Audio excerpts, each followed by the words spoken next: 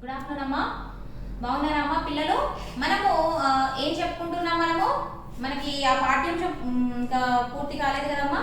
దేవరకొండ దుర్గం చెప్పుకుంటున్నాం మనం. యాక్చువల్గా దేవరకొండ దుర్గం చెప్పుకుంటున్నాం కదమ్మా. ఇంకా మనకి కొన్ని సందర్భ సహిత వాక్యాలు అవి మిగిలి ఉన్నాయి, 2 గేయాలు మిగిలి ఉన్నాయి. అవి చెప్పేసుకుని సందర్భ సహిత వాక్యాలు చెప్పేసుకుంటే దేవరకొండ దుర్గం పూర్తవుతుంది. కానీ మీరు ఇప్పుడు ఎగ్జామ్ ఉంది కదమ్మా మీకు, కాబట్టి క్వశ్చన్ పేపర్ ఏంటి అని కొంచెం డౌట్స్ ఉన్నాయి మీకు. ఎలా ఎగ్జామ్ రాయాలి ఏంటి అని కొన్ని డౌట్స్ ఉన్నాయి. కాబట్టి నేను క్వశ్చన్ పేపర్ ప్యాటర్న్ గురించి, క్వశ్చన్ పేపర్లో ఆన్సర్ ఎలా రాయాలి అనే విషయం ఇప్పుడు చెప్తున్నాను. వినండి అమ్మా, చక్కగా వినండి. మీకు క్వశ్చన్ పేపర్ ప్యాటర్న్ వచ్చేసి మీకు థర్డ్ సెమ్ సిలబస్ నేను వాట్సాప్ చేశాను. అందులో సిలబస్లో నుండే మీకు క్వశ్చన్స్ వస్తాయి. అయితే మీకు మొత్తం ఎన్ని ప్రశ్నలు వస్తున్నాయమ్మా? 8 ప్రశ్నలు వస్తున్నాయి. 8 ప్రశ్నలు ఇస్తాడు. 8 ప్రశ్నలలో మీరు రాయాల్సింది ఏంటమ్మా? ఓన్లీ 4 ప్రశ్నలకు సమాధానాలు రాయాలి. 4 × 20 మార్కులు. ఎన్ని? 80 మార్కులకు మీకు క్వశ్చన్ పేపర్. అయితే 8 ప్రశ్నలలో నుండి మీరు రాయవలసింది ఓన్లీ 4 ప్రశ్నలకు సమాధానాలు రాయాలి. అయితే ఎలా ఇస్తాడు మరి క్వశ్చన్ పేపర్? 1 2 3 4 5 6 7 8 క్వశ్చన్స్ ఇస్తాడు కదా. ఫస్ట్ క్వశ్చన్ వచ్చేసి పద్యం ఇవ్వచ్చు. పద్యం ఇస్తాడు. ఎక్కువ శాతం పద్యం ఇచ్చి దానికి ప్రతిపదార్థ తాత్పర్యం రాయండి అని అడుగుతాడు. ఇప్పుడు మీకున్నటువంటి తక్కువ టైంలో అన్ని పద్యాలలో ఏ పద్యం వస్తుందో మీకు తెలియదు, ఇబ్బంది అవుతుంది. కాబట్టి నేను ఏం చెప్తున్నానంటే చాయిస్ కింద ఈ పద్యాన్ని వదిలేసుకోండి. పద్యాన్ని వదిలిపెట్టేద్దాం. ఎందుకంటే మీకు చాలా తక్కువ టైం ఉంది. ఒక్కొక్క ఎగ్జామ్కి మధ్యలో గ్యాప్ కూడా లేదు మేడం అని అంటున్నారు. కాబట్టి పద్యాన్ని చాయిస్ కింద వదిలేసుకుందామమ్మా. మళ్ళీ మనకి ఎన్ని క్వశ్చన్స్ ఉంటాయి? 7 ప్రశ్నలు ఉంటాయి. 7 ప్రశ్నలలో మీకు ఖచ్చితంగా ప్రాచీన కవిత్వంలో ఉన్నటువంటి స్టోరీస్, ఆధునిక కవిత్వంలో ఉన్నటువంటి స్టోరీస్, ఈ స్టోరీస్ నుంచి ఖచ్చితంగా ఒక 4 ప్రశ్నలు ఖచ్చితంగా వస్తాయమ్మా. ప్రాచీన కవిత్వంలో స్టోరీస్, సారాంశాలు, కథా సారాంశాలు, మనకు ఉన్నటువంటి కథా సారాంశాలు 2 అంటే సెకండ్ అంటే థర్డ్ రావచ్చు. తర్వాత 4th క్వశ్చన్ 5th క్వశ్చన్ చూసినట్లయితే ఆధునిక కవిత్వం నుండి 2 questions. 4th and 5th question ఆధునిక కవిత్వం నుండి 4 క్వశ్చన్స్ రావచ్చు. కథా సారాంశాలు వస్తాయి. ఇలా కథా సారాంశం వచ్చినప్పుడు మీరు ఏం చేయాలి? ఇప్పుడు ఎగ్జాంపుల్ ఒక కథ ఉంది. ఏంటంటే ధర్మజుని వాక్చాతుర్యం ఉందనుకోండి. థర్డ్ సెమ్ సిలబస్ ఏంటమ్మా మనకు? ధర్మజుని వాక్చాతుర్యము, విభీషణ శరణాగతి, గుణనిధి కథ ఉంది మనకు ప్రాచీన కవిత్వంలో. అయితే అందులో మనకు విభీషణ శరణాగతి కథ సారాంశాన్ని రాయండి, లేకపోతే ఏదైనా అడగచ్చు. గుణనిధి కథ రాయండి అని అడగచ్చు. ప్రాచీన కవిత్వంలో 2 ప్రశ్నలు వస్తాయి. Second question, third question. అలా వచ్చినప్పుడు మీరు ఏం చేయాలి? ముందుగా రాసినటువంటి కవి పరిచయం రాయాలి. ఇప్పుడు ధర్మజుని వాక్చాతుర్యం ఉంది. ధర్మజుని వాక్చాతుర్యం కవి పరిచయం రాయాలి. తిక్కన అంతే కదా. తిక్కన సోమయాజి గురించి మనము ధర్మజుని వాక్చాతుర్యం అనేటువంటి పాఠ్యాంశం కథా సారాంశం అడిగాడు అనుకోండి. తిక్కన గురించి మీరు కవి పరిచయం రాయాలి. తిక్కన కవి పరిచయం రాశాక అప్పుడు ధర్మజుని వాక్చాతుర్యం కథా సారాంశం రాయాలి.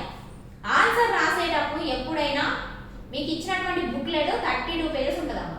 32 పేజెస్లో మీరు ఒక ప్రశ్నకి ఆన్సర్, ఒక స్టోరీ, ఒక వ్యాసం, పెద్ద వ్యాసం ఒక ప్రశ్నలు కదమ్మా, అన్ని లాంగ్ క్వశ్చన్స్. మీకు 8 ప్రశ్నలు లాంగ్ క్వశ్చన్స్. లాంగ్ క్వశ్చన్స్లలో మీరు రాయవలసింది 4 రాయాలన్నప్పుడు 2 అవర్స్ టైం ఉంది. కాబట్టి ఒక సమాధానానికి 1/2 అవర్ ఉన్నది. 1/2 అవర్ టైంలో ఒక ప్రశ్నకి ఆన్సర్ రాసేటప్పుడు 4 పేజీలు రాయాలి. 4 పేజీలు అంటే 2 పేజెస్ ఇటువైపు, పేపర్కి అటువైపు, మళ్ళీ ఇంకొక పేజీ ముందు సైడ్, వెనుక సైడ్, అలా రాస్తే 4 పేజీలు, మినిమం 4 పేజీలు. ఇంకా 1/2 అవర్లో ఇంకా రాయగలను అనుకుంటే 5 పేజీల వరకైనా రాయండి. 5 పేజీల వరకు రాస్తే మీకు 20కి 17-18 మార్క్స్ పడుతుంది. ఒక 3 పేజెస్ 2 పేజెస్ రాస్తే మాత్రం మీకు 20కి ఎవ్వరు 15-16 మార్క్సే వేయరు. 10 మార్క్స్ 11 మార్క్స్ వేస్తారు. కాబట్టి నేను చెప్తున్నాను, ఆన్సర్ ఎప్పుడు కూడా 4 పేజీలు 5 పేజీలకు కంపల్సరీ రాయాలి. ఎందుకంటే ఆన్సర్కి మీకు 20 marks. Half an hour time, ఒక్క ప్రశ్నకి హాఫ్ అన్ అవర్ టైంలో మీరు 4-5 పేజీలు నింపాలమ్మ ఖచ్చితంగా. అలా రాయండి. అలా రాస్తే మనకు ఒక్కొక్క ప్రశ్నకి 5 పేజీలు రాసిన 5-4లో 20 పేజీలు నిండుతాయి. 20 పేజీలు నిండుతాయి.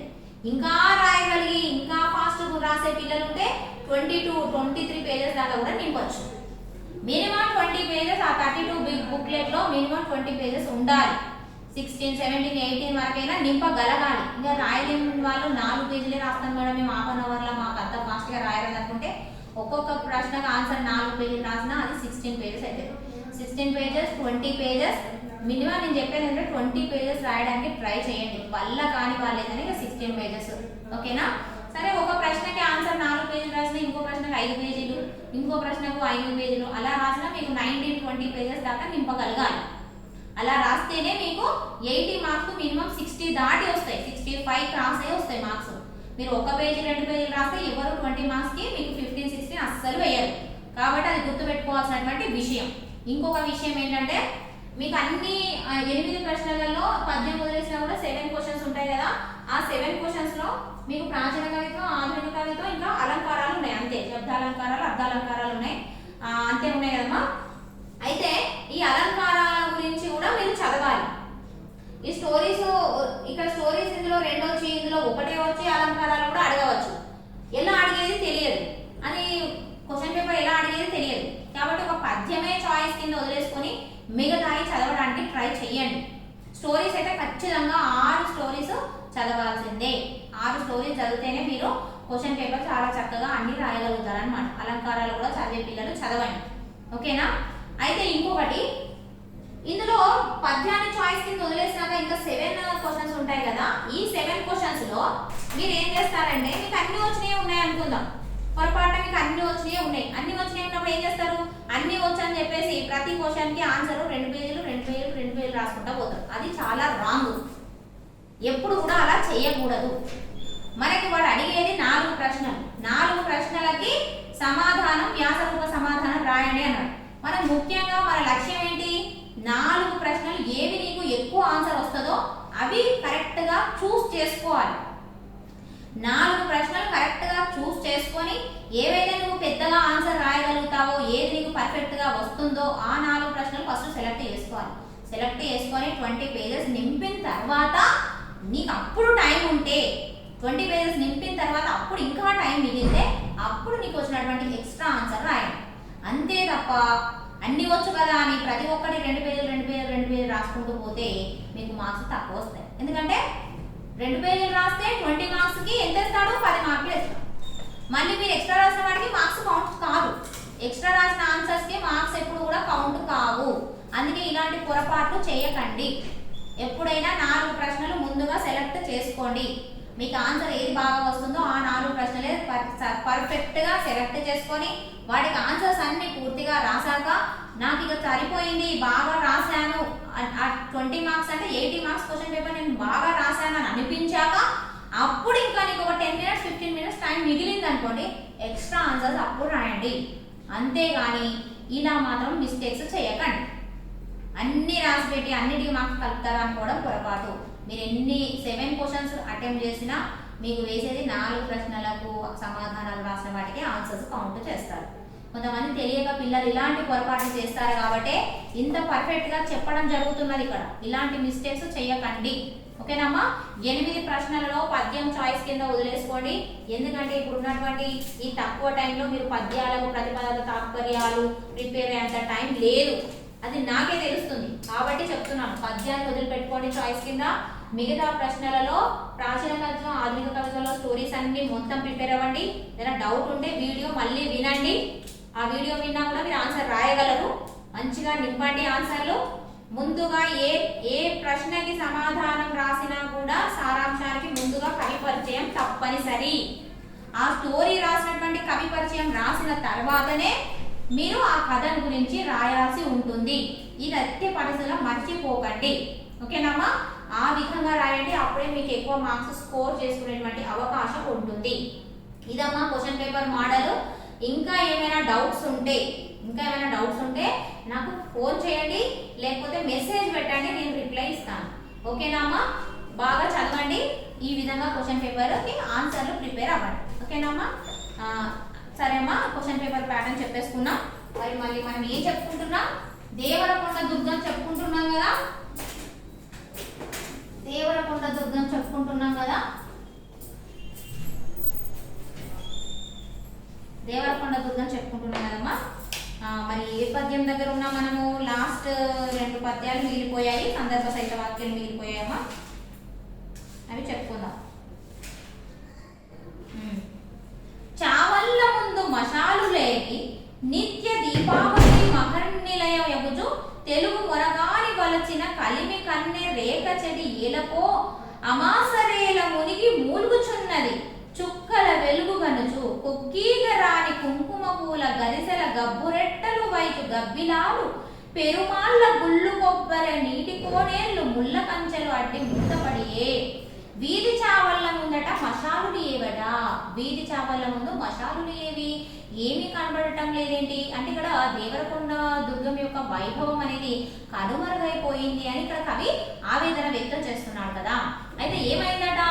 నిత్య దీపావళి మహర్నిలయ రోజు అంటే మహర్నవమి వచ్చినప్పుడు నిత్య దీపావళిగా జరుగుతున్న సమయాన ఏమైందట?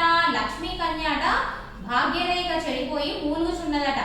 లక్ష్మీ కన్య ఎలాంటి లక్ష్మీ కన్య? తెలుగు కొనగాని వలచిన, తెలుగు వీరుణ్ణి వలచినటువంటి లక్ష్మీ కన్య భాగ్యరేఖ చెడిపోయి ఆమె ఏమైందట? వెలుగు కనబడక మూలుగుచున్నదంట. మరి ఇంకేమైంది జరిగాట? కుంకుమ పూల గరిసెల పైన గబ్బిలాలట గబ్బు రెట్టలు వేశాయట. అలా అయిపోయింది. ఇప్పుడు ఉన్నటువంటి పరిస్థితుల్లో దేవరకొండ దుర్గము ఆ విధంగా అయిపోయింది. కుంకుమ పూల గరిసెల మీద గబ్బిలాలట ఏం చేశాయి? గబ్బు రెట్టలు వేస్తున్నాయట. మరి గుళ్ళ దగ్గర, పెరుమాళ్ళ గుళ్ళ దగ్గర ఏమైందట? కొబ్బరి నీటిలాగా రుచి ఉన్నటువంటి మంచినీటి కోనేళ్ళట అన్ని ముళ్ళ కంపలు పడి అంత అడ్డుపడిపోయి అవన్నీ కూడా ఇప్పుడు వాటర్ అందులో మంచినీటి కోనేలు లేకుండా అయిపోయింది అని చెప్పేసి ఇక్కడ కవి బాధపడుతున్నాడు. ముళ్ళ కంచెలు అడ్డి మూతపడియే. గుళ్ళల్లో ఉండేటువంటి మంచినీటి కోనేలు, ఆ మంచినీటి బావులు అన్నమాట. కోనేలు అంటే బావులు. అయితే ఆ మంచినీటి బావులట ఆ నీరు తాగితే కొబ్బరి నీరు తాగినంత రుచికరంగా ఉంటాయట. అంత బాగుంటాయి అక్కడ గుళ్ళల్లో ఉన్నటువంటి బావి నీరు. మరి అది ఏమైపోయింది? కొబ్బరి నీరు లాంటి రుచి ఉన్నటువంటి బావిలకు ముళ్ళ కంచెలు పడి అవి మూత పడిపోయాయి. అయ్యో, దేవరకొండ దుర్గంలో ఇలా అయిపోయింది అని ఇక్కడ కవి చెప్తున్నాడు. మరి ఇంకేం జరిగింది? రసరాజు మాధవ ప్రభుని నాటకశాల కప్పు బండలు నేల గరచుకొనియే ఏనాటి కెండ కన్నెరుగని పూబోన్లు తిరిగిన కడలేచి పరికె పొదలు నరపురుగు దూర వెరచు ఈ నగరులెక్కి కాపలా కాయుచున్నాడు రేపు మాపు కాలి సహితుడు తాండవ కేలిరతుడు. మాధవ అంటే నవరస సాహిత్య జ్ఞానం తెలిసినటువంటి మాధవ నాయకుని యొక్క నాటకశాల ఏమైపోయిందట? బండరాల చేత మొత్తము బండరాల చేత ఏమైపోయిందట? అన్ని బండరాలు కప్పినట్టుగా అయిపోయిందట. ఏనాటికి ఎండ కన్నేరు కానీ పూబోన్లు, ఎప్పుడు ఎండనే తెలియకుండా తిరిగినటువంటి ఆ ప్లేసెస్ అంటే స్త్రీలు, అక్కడ ఉన్నటువంటి దేవరకొండ దుర్గంలో ఉన్నటువంటి స్త్రీలు ఎండ అంటేనే తెలియకుండా ఆ ప్రదేశంలో తిరిగారట. వాళ్ళు ఆ స్త్రీలు తిరిగినటువంటి ఆ ప్రదేశాలలో ఏమైందట? పరికె పొదలు మొలిచాయట. ఏమొచ్చాయి అక్కడ? పరికె పొదలు మొలిచాయి. నరపురుగు కూడా దూర వెరచు ఈ నగరులెక్కి. నరపురుగు కూడా అంటే మానవుడు అనేవాడు ఆ దేవరకొండ దుర్గంలో అంతఃపురంలోకి వెళ్ళాలంటే భయపడే వాళ్ళు అనమాట. అక్కడికి నరపురుగు కూడా మానవుడు అనేవాడు వెళ్ళాలంటే భయపడేటువంటి ఆ ప్లేస్ లో ఏమైందట? మరి అక్కడ కాపలా కాయుచున్నాడు రేపు మాపు కాలి సహితుడు తాండవ కేలిరతుడు కాలరుద్రుడు మూడవ కన్ను తెరిచి. నరపురుగు కూడా వెళ్ళి అక్కడికి వెళ్ళాలంటే భయపడేటువంటి అంతఃపురాల దగ్గర, ఆ మేడ దగ్గర ఇప్పుడు ఏమైందట? కాలరుద్రుడు ఆ శివుడు మూడవ కన్ను తెరిచి అక్కడ తాండవం చేస్తున్నాడు ఆ ప్రదేశంలో అని చెప్తున్నాడు. మరి ఏంటిది? మరి నేల తల్లి కెరుక నింగి సామి కెరుక నాటి కథలు వెతలు నాటి మాట మనసు కరగ నేడు వినిపించునొక్కటే గాలి పిల్లవాడి జాలిపాట. మరి దేవరకొండ దుర్గం యొక్క వైభవము నేల తల్లి కెరుక నింగి సామి కెరుక అంటున్నాడు ఇక్కడ కవి. అంటే ఏంటమ్మా, దేవరకొండ దుర్గం యొక్క పూర్వ వైభవం ఏ విధంగా ఉంది, అప్పుడు ఎంత బాగుంది ఆ కోట, అంత 3 గుట్టలు కలిసినటువంటి ఆ కోట, ఆ చోటు, ఆ వైభవం, అప్పుడు ఉన్నటువంటి వెలమ నాయకులు వాళ్ళ శౌర్య ప్రతాపాలు, ఆ మల్కి పాదుషాన్ని ఏ విధంగా పులిజూదం ఆడినట్టు ఏ విధంగా ఆటలాడుకున్నారు, వాన్ని మంగళ తోట వరకు ఏ విధంగా వెంబడించారు, మరి వెలమ నాయకుల యొక్క పిల్లలు కోడెదొరలు ఏ విధంగా అక్కడ పులిజూదం ఆటలు ఆడుకున్నారు, ఆ ఇంటి ద్వారాలలో గాని ఆ బహిర్ద్వారాలలో గాని జోహుకుం అనేటువంటి భటులు సర్దారులు అలాంటి వాళ్ళు ఎవ్వరూ కనబడటం లేదు, మొత్తం కనుమరుగైపోయింది. అక్కడ స్త్రీలు, అక్కడ ఉన్నటువంటి పతివ్రత స్త్రీలు ఎంత చక్కగా ఉండేవాళ్ళు, మహానవమి నాడు కోలాటాలు జరిగేవి, అలాంటివి ఏవీ లేకుండా మళ్ళీ రామాలయం, కొండ రామాలయంపై దీపం ఉండేది, అది వెలుతురునిచ్చేది, ధాన్యాగారాలలో వెలుతురిచ్చేటువంటి లాంతర్లు పట్టుకొని ఉండేవాళ్ళు. కానీ ఇప్పుడు అక్కడ మొత్తం కూడా చీకటి ఆవరించింది. అక్కడ రాత్రి అయిందనుకోండి, ఇప్పుడు దేవరకొండ దుర్గం దగ్గర చీకటి రాత్రి అయిందనుకోండి, వెలుతురు అనేది లేకుండా అయిపోయింది. ఒకప్పుడు చాలా ఎట్లుండేది, అది లక్ష్మీ నిలయమైనట్లుగా వెలుతురులతో ఆనంద శోభలతో ఆ దేవరకొండ దుర్గం అనేది చాలా ప్రఖ్యాతి చెందింది. అక్కడ శ్రీకృష్ణదేవరాయలు కూడా దేవరకొండ దుర్గం పైన చాలా ఆసక్తి కలిగి అతను కూడా దాన్ని ఆక్రమించడానికి ట్రై చేసినప్పుడు అతని యొక్క వాడి ఖడ్గము ఆ గుహలలో కంగుమని మ్రోగింది. అంత గొప్ప దుర్గం దేవరకొండ దుర్గం, అంత వైభవోపేతంగా ఉంది. అంత వైభవోపేతంగా ఉన్నటువంటి ఆ దేవరకొండ దుర్గం ఏమైపోయిందంటే ఇప్పుడు జిల్లేడు కాయల బూచులే ఎగురుతున్నాయట. అక్కడ పరికె పొదలు మొలిచాయట. స్త్రీలు తిరిగినటువంటి ప్రదేశాలలో కోడెదొరలు ఎవరు కనబడటం లేదు. ఆ మంగళి తోట దగ్గర ఉన్నటువంటి ఆ మల్కి పాదుషా బస చేసినటువంటి మంగళి తోట కనబడటం లేదు. అదే విధంగా ఆ బావి పక్కన ఉన్నటువంటి మల్లె పందిరి చాలు కనబడటం లేదు. అయ్యో, ఒకప్పుడు ఎంత వైభవంగా ఉండే దేవరకొండ దుర్గం ఇప్పుడు అలా కనబడటం లేదు అని చెప్పేసి కవి ఆవేదన వ్యక్తం చేస్తున్నాడు.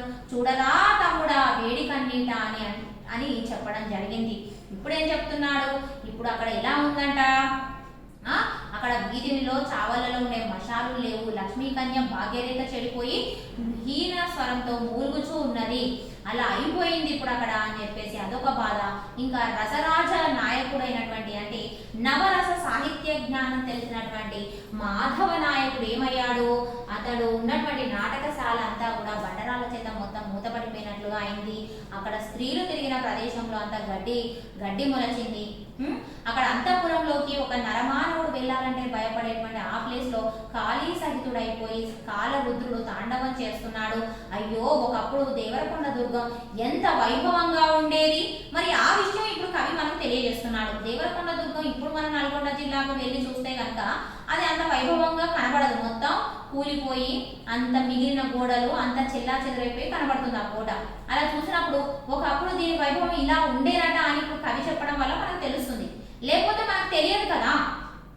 ఇప్పుడు కవి డాక్టర్ ముగ్గురాల రామారెడ్డి గారు చెప్తున్నారు ఇక్కడ, ఒకప్పుడు ఇంత బాగుండే దేవరకొండ దుర్గం ఇలా ఉండే ఇంత వైభవంతో ఒకప్పుడు వెలిగింది అని ఆయన చెప్పడం వల్ల ఇప్పుడు మనం అక్కడికి వెళ్ళినా కూడా చూసినా కూడా అరే ఇప్పుడు ఇలా కూలి పడిపోయింది, ఈ కోట మొత్తం కూలిపోయింది, కిల గోడలు అంటే మిగిలిన గోడలు మిగిలిపోయాయి, అక్కడ చీకటి తప్ప ఏం లేదు, అక్కడ ఏది లేదు అనేటువంటి విషయం అనేది మనకి ఇప్పుడు అర్థమైంది. కాబట్టి ఇప్పుడు కవి దాని యొక్క వైభవాన్ని మనకు తెలియజేసి ఏమంటున్నాడు, ఇంత చెప్పినా కూడా దాని యొక్క వైభవం అనేది ఎవరికి తెలుసు, మరి నేల సామికెరుక నింగి సామికెరుక అంటున్నాడు. అంటే అప్పుడు నేల నింగి అయితే మారదు కదా, భూమి ఆకాశాలు ఎప్పటికీ ఉంటాయి.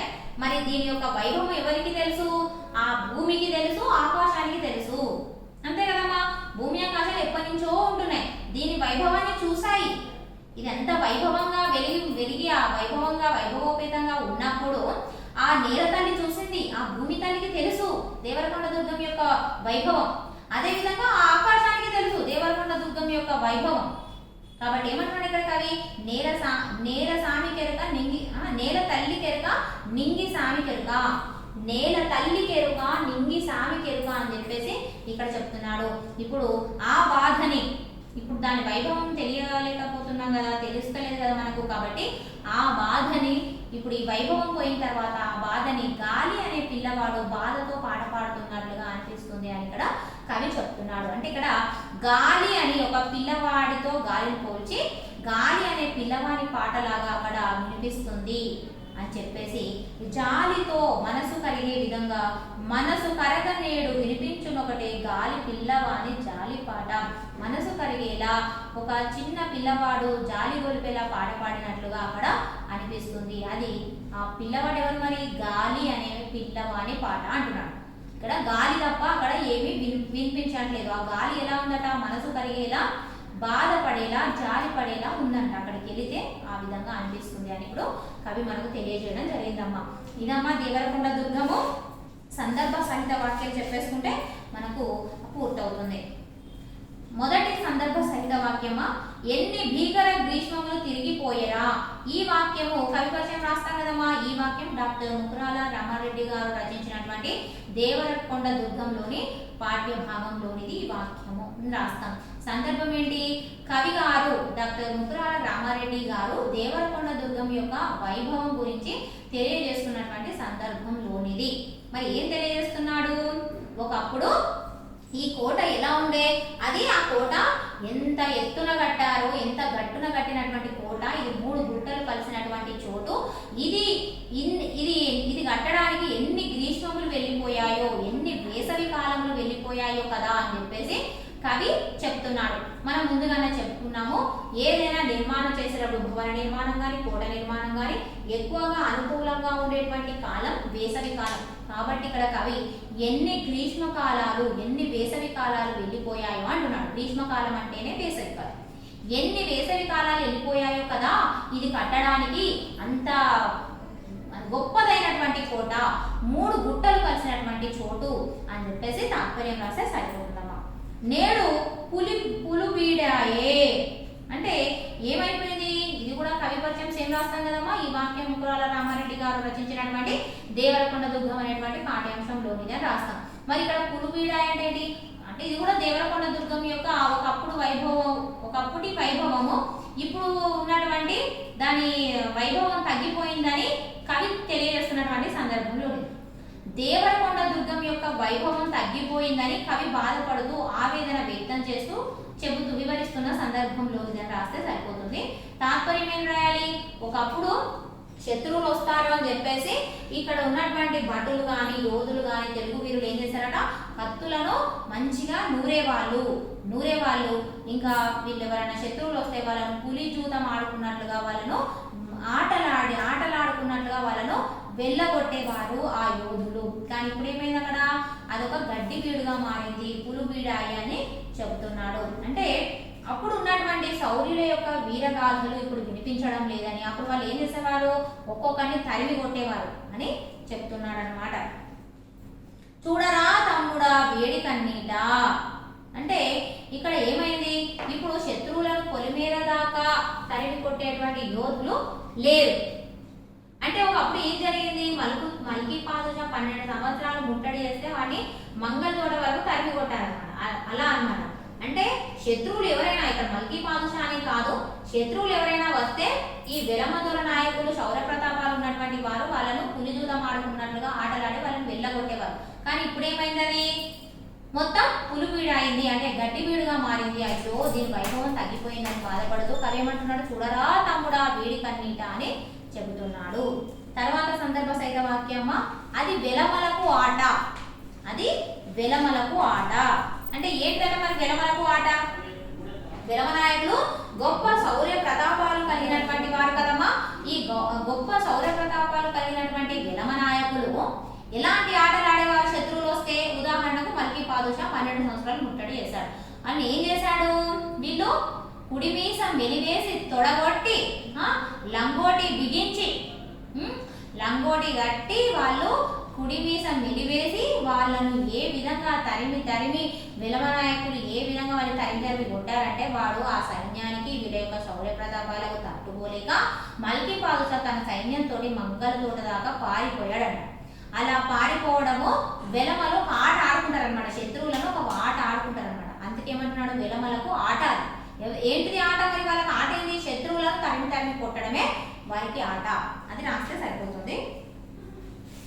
తలిరాకు మొలబాకు నాజూకు భోగిని షోకు ఇది చూడడమా. ఈ వాక్యం డాక్టర్ ముకురాల రామారెడ్డి గారు రచించినటువంటి దేవరకొండ అనేటువంటి దేవరకొండ దుర్గం అనేటువంటి పాఠంలోని అని రాసేసి ఇక్కడ రాచకొండ ప్రభు అయినటువంటి రాచకొండ ప్రభు సర్వజ్ఞ సింగ భూపాలుడు కదమ్మా, అక్కడ రాజ్యంలో ఏ విధంగా ఉందని కవి వివరిస్తున్నటువంటి సందర్భంలోనిది. మరి రాచకొండ రాజ్యంలో ఎవరు ఉండేవారట? ఒక వేశ్య సుందరి. ఎవరామె? భోగిని. భోగిని అనేటువంటి ఒక వేశ్య సుందరి, చాలా అందగత్తట ఆమె. ఆమెను ఎలా పోలుస్తున్నారంటే మన్మధుని యొక్క చిగురాకు వంటి నాజూకు కలిగినటువంటి, ఆయన యొక్క కత్తి ఉంటుంది కదా, దాని యొక్క నాజూకు కలిగినటువంటి సౌందర్యవతి.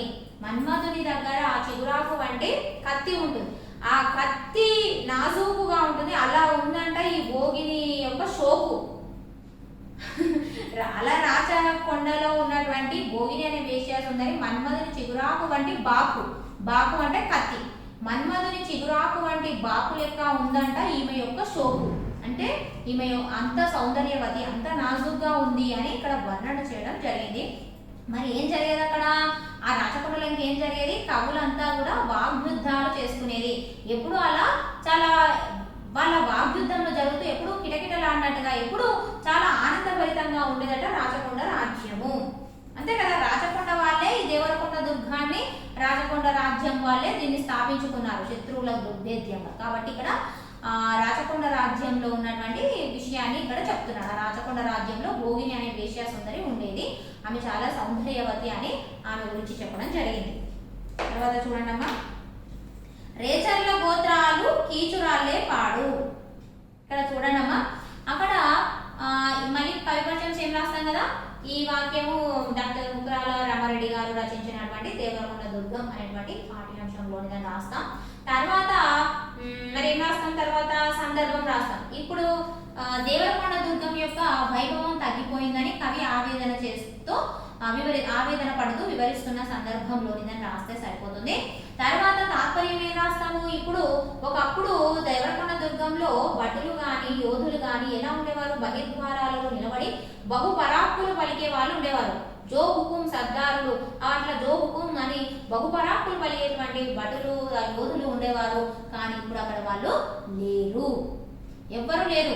మరి అక్కడ ఇంకేం జరిగేది? ఎప్పుడైనా రాజమ్మ దేవరకొండ దుర్గంలో వైభవంగా ఉన్నప్పుడు ఏమేమి జరిగేది? కోడదొరలు ఆటలు ఆడుకునే వాళ్ళు అంటే ఇంకా చాలా గొప్ప గొప్ప ఉన్నాయి కదా, అలాంటివి ఎవి ఇప్పుడు వైభవంలో దేవరకొండ దుర్గంలో జరగటం లేదు. దాని యొక్క వైభవం అనేది నశించిపోయింది.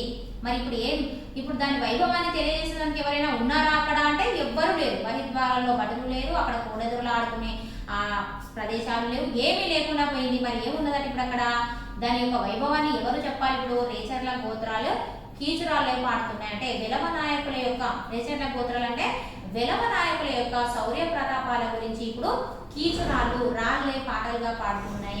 అయ్యో ఈ విధంగా అయిపోయింది దుర్గం యొక్క వైభవం అని కవి చెప్తున్నాడని తాత్పర్య రాష్ట్రం జరుగుతుంది. జిల్లేడు బూచులే ఎల్లెడల నెగురాడు. ఏమైందట అప్పుడు? కవి పరిచయం అలానే సేమ్ రాస్తాము, సందర్భం ఏం రాస్తాము? అప్పుడు ప్రదేశాలలో మేడ యొక్క మలుపులో అక్కడ దొరబాబులు మంచిగా ఆటలాడుకునేవారు, స్త్రీలు కూడా చాలా చక్కగా ఉండేవారు, చాలా ఎండ కన్నెరిగినటువంటి స్త్రీలు అక్కడ ఉండేవారు. అంత చక్కటి ఆ ప్రదేశంలో ఇప్పుడు ఏమైంది మరి?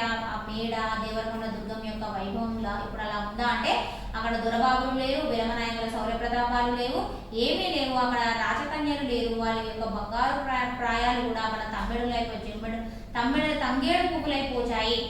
బంగారు ప్రాయాలు కూడా తంగేడు పువ్వులైపోచాయి. ఇప్పుడు అక్కడ ఏమీ లేదు. దేవరకొండ దుర్గం యొక్క వైభవం అక్కడ చెప్పడానికి ఏమీ లేదు. కాబట్టి ఇప్పుడు ఏమంటున్నాడు కవి? ఇప్పుడు అక్కడ ఏముందట? జిల్లేడు కాయల బూచులే ఎగురుతున్నాయట, అంతే తప్ప అక్కడ దాని యొక్క వైభవం లేదు అని చెప్తున్నాడు. లాస్ట్ సందర్భ సహిత వాక్యమా, నేల తల్లి కెరుక నింగి సామి కెరుక. కవి పరిచయం మళ్ళీ సేమ్ రాస్తాం అన్నిటికీ. సందర్భం ఏంటి? కవి దేవరకొండ దుర్గం యొక్క వైభవం అంతరించిపోయిందని కవి వివరిస్తున్న సందర్భంలోనిది. తాత్పర్యం ఏం రాస్తాం మరి? ఒకప్పుడు దేవరకొండ దుర్గం యొక్క వైభవం ఎంత ఉంది అని మనం ఎంత చెప్పుకున్నా కూడా ఇప్పుడు అక్కడికి నల్గొండ జిల్లాకు వెళ్ళి దేవరకొండ దుర్గాన్ని చూస్తే మనకు అనిపించదు. కానీ దాని వైభవం చూసిన వాళ్ళు ఎవరు మరి? భూమి తల్లి, నింగి, ఆకాశం. ఆకాశానికి భూమికి మాత్రం ఏం జరిగింది, ఎలా ఉంది అనేది తెలుసు. ఆ వైభవాన్ని భూమి చూసింది, ఆకాశం చూసింది. దేవరకొండ దుర్గం ఎలా కలకలలాడింది, ఒకప్పుడు అది ఎంత వైభవోపేతంగా ఉందనే విషయము భూమి ఆకాశాలు చూశాయి కాబట్టి ఆ నేల తల్లి కెరక, నింగిసామి కెరక దాని యొక్క వైభవము అని కవి చెప్పడం జరిగింది. ఇదమ్మా పూర్తయిపోయింది. రేపు వేరే పాట ఏమైనా చెప్తాను. Thank you.